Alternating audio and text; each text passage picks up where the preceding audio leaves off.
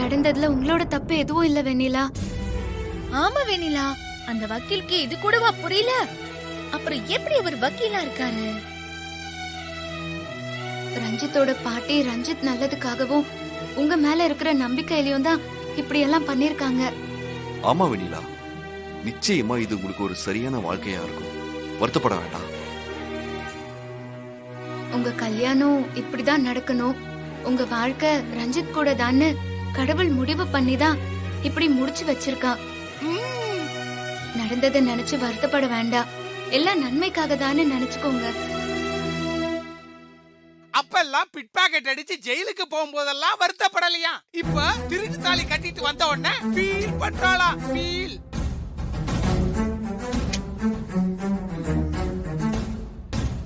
நான் என்னமோ வக்கீல் சொல்றதுதான் சரின்னு நினைக்கிறேன். அந்த பாட்டிய கைக்குள்ள போட்டுக்கிட்டு வக்கீல ஏமாத்தி சொத்துக்காக தான் இவ கல்யாணம் பண்ணிருக்கணும்.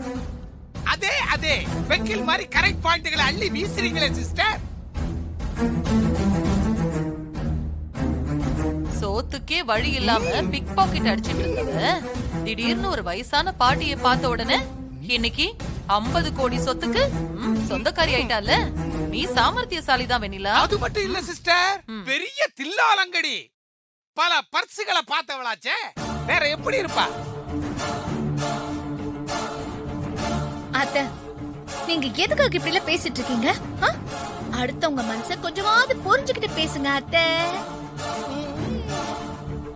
எப்பவுமே அடுத்தவங்க மனச காயப்படுத்தி அதுல ஒரு மாதிரி சந்தோஷப்படுறதே இவங்களுக்கு ஒரு வேலையா போச்சு. ஏய், என்ன ரெண்டு பேருக்குமே வாய் ரொம்ப நீளுது?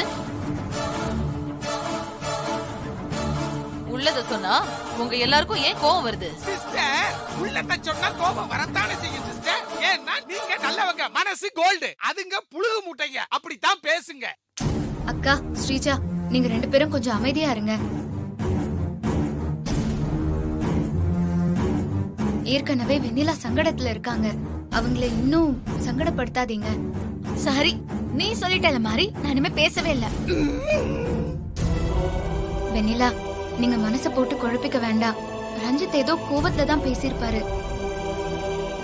இல்ல மேடம், ரஞ்சித் என்ன மனைவியா ஏத்துக்க மாட்டாரு. என் வாழ்க்கை இனி அவ்வளவுதான். சிஸ்டர், உங்களோட சொத்தை புடுங்கி அந்த குட்டிச்சாத்தா பேர்ல எழுதுறதுக்கு உடந்தையா இருந்தால உங்க சாபம் அவளை சும்மா விடல சிஸ்டர்.